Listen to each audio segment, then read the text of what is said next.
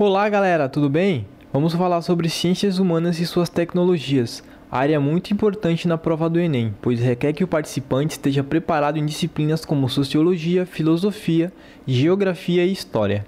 Ciências humanas faz com que muitas pessoas tirem notas baixas, isso porque cobra muita interpretação de texto e conhecimentos históricos. Na aula de hoje vamos tratar de um assunto de extrema importância no teste, que caiu em todas as edições, a Revolução Francesa, ou Revolução Burguesa, como muitos preferem chamar.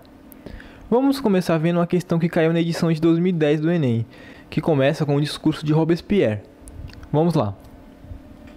Em nosso país, queremos substituir o egoísmo pela moral, a honra pela probidade, os usos pelos princípios, as conveniências pelos deveres, a tirania da moda pelo império da razão, o desprezo à desgraça pelo desprezo ao vício, a insolência pelo orgulho, a vaidade pela grandeza de alma, o amor ao dinheiro pelo amor à glória, a boa companhia pelas boas pessoas, a intriga pelo mérito, o espirituoso pelo gênio, o brilho pela verdade, o tédio da volúpia pelo encanto da felicidade, a mesquinharia dos grandes pela grandeza do homem.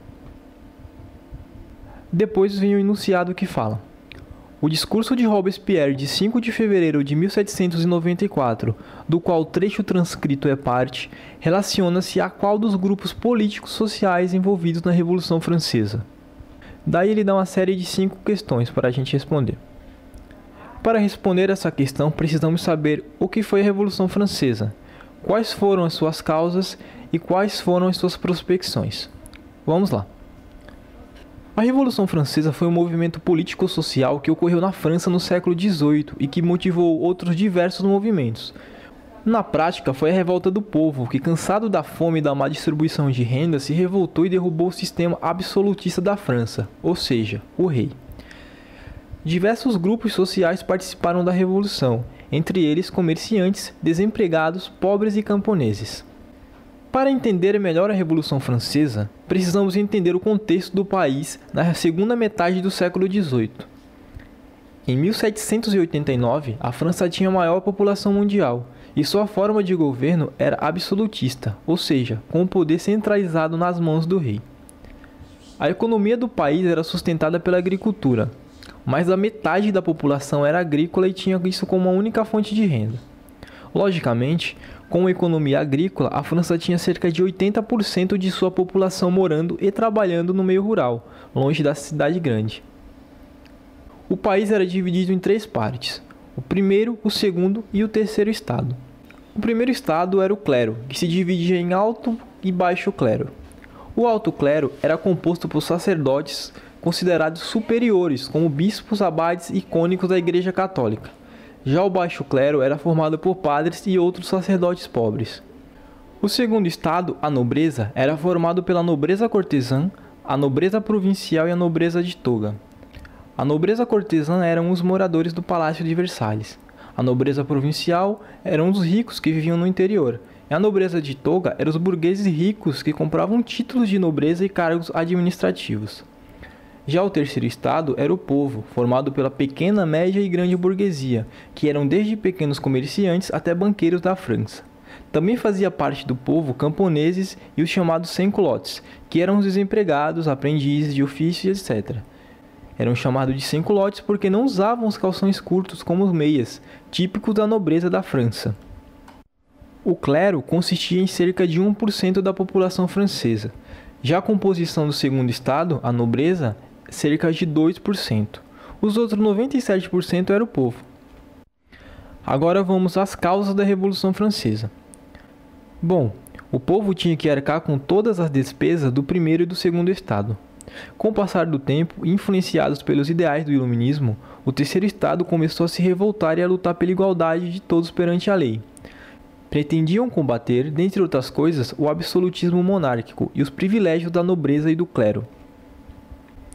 Em 14 de julho de 1789, os parisenses invadiram e tomaram a Bastilha, que era a prisão que representava o poder absoluto do rei, já que era lá que ficavam os inimigos políticos dele. Esse episódio ficou conhecido como a Queda da Bastilha. O rei já não tinha mais como controlar a fúria popular e tomou algumas precauções para acalmar o povo, que invadia, matava e tomava os bens da nobreza. O regime feudal sobre os camponeses foi abolido e os privilégios tributários do clero e da nobreza acabaram. Então, podemos dizer que a queda da Bastilha foi o marco da Revolução Francesa. Bom, então agora que nós temos um panorama geral do que foi a Revolução Francesa, quais foram suas causas e consequências, vamos responder aquela questão do Enem. Em nosso país, queremos substituir o egoísmo pela moral, a honra pela probidade, os usos pelos princípios, as conveniências pelos deveres, a tirania da moda pelo império da razão, o desprezo à desgraça pelo desprezo ao vício, a insolência pelo orgulho, a vaidade pela grandeza de alma, o amor ao dinheiro pelo amor à glória, a boa companhia pelas boas pessoas, a intriga pelo mérito, o espirituoso pelo gênio, o brilho pela verdade, o tédio da volúpia pelo encanto da felicidade, a mesquinharia dos grandes pela grandeza do homem. O discurso de Robespierre, que eu acabei de ler, de 5 de fevereiro de 1794, do qual o trecho transcrito é parte, relaciona-se a qual dos grupos políticos sociais envolvidos na Revolução Francesa? Bom, como a gente viu, a Revolução Francesa foi motivada pela fome e pela desgraça que cobria a França. Enquanto isso, o clero e a nobreza gozavam de boa vida às custas do povo. Então vamos às respostas. Letra A. A alta burguesia, que desejava participar do poder legislativo francês como força política dominante. Bom, a alta burguesia não desejava participar do poder legislativo francês como força política dominante. Ela reivindicava os impostos pagos pelo povo, sendo que o primeiro estado e o segundo estado não pagavam impostos. Então a questão A está errada. A questão B. Ao clero francês, que desejava justiça social e era ligado à alta burguesia. O clero francês era um dos maiores beneficiados do poder monárquico do rei, porque eles não pagavam impostos e eram sustentados pelo povo. Então eles não desejavam justiça social. Essa questão também está errada. Letra C. Há militantes oriundos da pequena e média burguesia que derrotaram as potências rivais e queriam reorganizar a França internamente. Bom, o discurso também não foi destinado aos militantes da pequena e da média burguesia. Até porque a pequena e a média burguesia estavam com Robespierre na luta para derrubar o poder monárquico do rei. Então a letra C também está errada. Letra D. A nobreza esclarecida, que em função de seu contato com os intelectuais iluministas desejava extinguir o absolutismo francês. O discurso de Robespierre também não foi voltado à nobreza esclarecida, que em função de seu contato com os intelectuais iluministas desejava extinguir o absolutismo francês. Primeiro, a nobreza não queria extinguir o absolutismo francês, porque ela era uma das maiores beneficiadas com ele. Então o discurso não foi para a nobreza. Resposta errada. E sobre a letra E, que fala que o discurso de Robespierre foi voltado aos representantes da pequena e média burguesia e das camadas populares que desejavam justiça social e direito político. E direitos políticos. Bom, essa é a resposta certa, que é que o discurso de Robespierre, cheio de emoção política, foi voltado aos representantes da pequena e da média burguesia que estavam tentando derrubar o absolutismo francês. Então a resposta E é a resposta certa.